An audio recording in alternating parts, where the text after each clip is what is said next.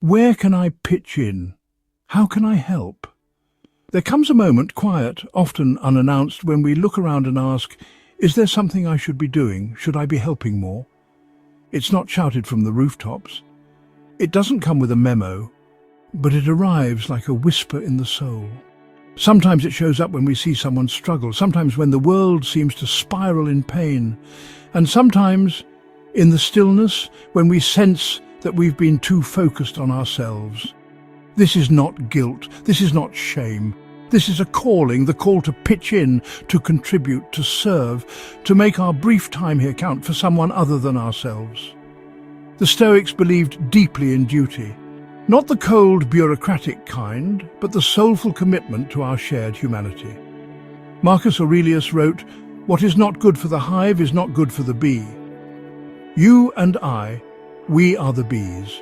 This community, this planet, this moment in history, this is our hive. And so the question arises, quietly but firmly, where can I pitch in? How can I help? The question matters. It is the spark of virtue. It is what transforms a bystander into a participant, a spectator into a servant of the greater good. But here's the challenge. We are often taught that help must be heroic, that it must be large, loud, public. But Epictetus reminds us, do not strive to be noticed, but to be worth noticing. True help is often invisible. It happens in the background, without applause, without recognition, but it ripples outward, quietly, powerfully. We think, I don't have enough money to donate. I don't have enough time to volunteer. I'm not skilled enough to make a difference. But the question is not, how much can I give? The real question is, will I offer what I already have? A kind word, a small gesture, a moment of listening, these are not scraps, they are sacred. Seneca put it simply. Wherever there is a human being, there is an opportunity for kindness. And we are surrounded, always, by opportunities, at the grocery store, on the sidewalk, in our homes, in the moments we overlook, in the people we pass by. To pitch in is not to wait for the right time, it is to realize the time is always now. And so, we begin here, with the intention. Not to fix the world, but to offer something of ourselves, daily, quietly, earnestly.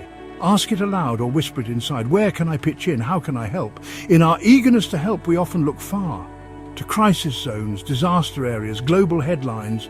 And yes, those places need us, but often the most urgent cries are much closer. The Stoics taught that a good life is lived within one's role, consciously, consistently, and with virtue. They believed the best place to begin was not the world at large, but the circle directly around you, your home, your neighborhood, your workplace, your community. You don't need a spotlight, you need awareness to notice what others miss. There's a co-worker who never speaks. There's a neighbor who always walks alone. There's a parent in your building juggling groceries and a toddler without a free hand. None of these people asked, but you noticed. And that noticing is the beginning of contribution. Marcus Aurelius said, "Do not waste what remains of your life in speculating about others. Instead, be occupied only with what is truly your own concern." And what is our own concern? To help where we are, with what we have. In the roles we already play. Are you a teacher? You shape minds. Are you a parent? You shape hearts. Are you a clerk, a driver, a barista? Then your kindness travels farther than you think. Because help is not always about changing the system. It is about changing the moment. Can I make this one interaction lighter? This one person feel seen? This one space more bearable? And when enough people do that, moments become movements. We often underestimate the effect of presence, the power of showing up, of saying, I see you, I can share this load. Sometimes help is a word, sometimes a silence, sometimes a shared task, sometimes just staying a little longer than expected. In a world of noise, helping can simply be listening. In a world of distraction, helping can be attention. In a world of division, helping can be kindness without condition. So where can you pitch in? Right here, where your feet are, where your hands already move, where your voice is already heard. Do not wait for permission. Do not wait for perfection. The moment is now. The place is here. Begin not with ambition, but with awareness. And remember, to someone near you, your small gesture may be the miracle they were waiting for. So if helping is always possible, if opportunities are all around us, then why do we so often hesitate? The answers, painful though they may be, live within us. Sometimes it's fear, fear of being awkward, Fear of rejection, fear that our effort won't matter, or worse, that it won't be appreciated. Sometimes it's pride. We want to help on our terms, when it's convenient, when it makes us look good, when it doesn't require too much humility, and sometimes it's fatigue. Emotional exhaustion from giving to the wrong things for too long. The Stoics did not deny these feelings. They studied them. They prepared for them. They even anticipated the very resistance you and I feel today. Seneca wrote, "Sometimes even to live is an act of courage." So yes, helping others requires courage, the courage to risk discomfort, to be misunderstood, to step in when others step back. But courage grows when exercised. You don't become strong by lifting nothing. You don't become brave by avoiding fear. So lift something, someone today. There's also the ego, that inner voice that whispers, "You're too important for this. This is someone else's job. They'll figure it out without you." But Epictetus reminds us, if you want to improve, be content to be thought foolish and stupid. The ego wants applause, but the soul wants alignment. And what is more aligned than extending yourself to another being in need? Don't let ego rob you of your humanity. Don't let perfectionism paralyze you into inaction. Don't wait until you feel worthy of helping. Just help. You will stumble. You may even offend, but you will also learn. And you will grow. And in a culture obsessed with appearance, there is something profoundly healing about sincere, clumsy, honest service. To pitch in is not to perform. It is to surrender performance in favor of presence. So examine the obstacles, not to judge yourself, but to free yourself. Your fear, name it. Your pride, dissolve it. Your fatigue, understand it. And still choose to act when you can. Because no voice inside you is stronger than the simple choice to be of use. Not tomorrow, not later, now. You've stepped forward, you've offered your hand, your time, your presence. But here comes the next challenge, the one that so often leads to burnout, resentment, or disappointment. You begin to wonder, why don't they appreciate what I did? Why does it feel like I'm giving more than I'm receiving?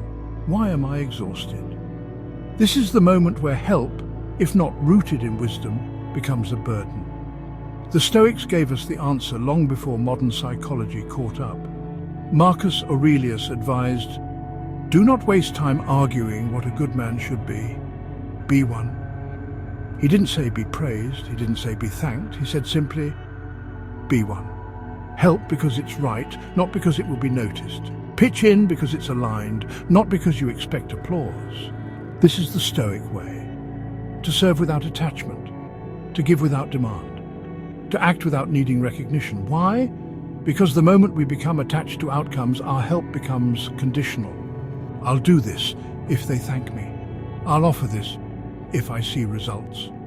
I'll keep helping if it doesn't hurt too much. But virtue is not transactional. Seneca wrote, "The wise man is content with himself." Contentment does not mean isolation. It means doing good because it is who you are, not because of how others respond. This mindset doesn't harden you, it frees you. You can help with open hands, not clenched fists. You can show up, release expectation, and still hold compassion. Even if your offer is rejected, even if your kindness is overlooked, even if your role is invisible to those you serve, you are still walking the path of virtue. And the soul feels that, even when no one else does. So how do we pitch in without becoming bitter? We root our actions not in outcomes, but in alignment. You do it because it's who you are. Because something inside says, this is right. Because you understand, service is not a debt you're owed. It's a gift you give. And in that giving, freely, without attachment, you become light, you become peace, you become whole. So next time you step in, don't measure the applause, measure the alignment. Ask, was I kind? Was I sincere? Was I present? That is the true measure of meaningful contribution. Let's return now to the question. Simple, haunting, and profound. Where can I pitch in? How can I help? You've explored awareness. You've faced inner obstacles. You've offered without attachment. Now comes the final piece. To make this a way of life. The Stoics never saw virtue as a performance. It was never about grand gestures or moral superiority. It was about living one's values, consistently, quietly, day by day. Marcus Aurelius didn't pause to congratulate himself after every act of service. He simply asked again and again, What is the work of a human being? To be a good person. And so we must ask not once, but daily, how can I help today? Helping is not an event, it is a posture, a way of moving through the world. It doesn't require you to quit your job or start a charity or win a medal. It only requires presence and the willingness to live with your eyes and your heart open. You are part of something larger, not just humanity, but this very moment in time. And your contribution, however small, ripples outward in ways you will never fully see. There is someone who will feel less alone because of you, someone who will smile, someone who will rise just a little more because you chose to show up. Don't underestimate that. A society is not only built by architects and leaders, it is shaped by neighbors, co-workers, strangers, by ordinary people doing the extraordinary, caring when they could ignore, stepping forward when they could step away. So become one of them, a silent architect of goodness, a quiet advocate for the unseen, a steady hand in a chaotic world. Pitch in, not for praise, not for legacy, but because it brings your spirit into alignment with what is right. Help, not because the world will always notice, but because your soul will. You don't need a title to lead. You don't need permission to serve. You don't need to wait for perfection to begin. Where can you pitch in? Here, now, with what you already have. And how can you help? With humility, with consistency, with love. If this message has resonated with your deeper self, if your heart has stirred even slightly, then consider this your invitation, not just to listen, but to live this. Subscribe to Ancient Wisdom today. Turn on notifications and carry this reflection forward. You are not powerless. You are not invisible. You are not irrelevant. Before we continue, I want to share something important with you. We've seen that a large number of our viewers, perhaps even you, listen regularly, but haven't yet subscribed. If this message has resonated with you so far, if you find even a moment of stillness or clarity in these reflections, we kindly ask you to consider subscribing. This channel is not about noise, it's not about trends, it's about service. And I can promise you this, our small but committed team will continue doing everything we possibly can to bring you value every single week. Thoughtfully researched, carefully written, quietly powerful. All we ask in return is that you join us by subscribing and turn on notifications so you never miss your next moment of insight. Let's walk this path together. You are needed right now, just as you are. Pitch in, help, and let your life become the answer to the question, where can I make a difference?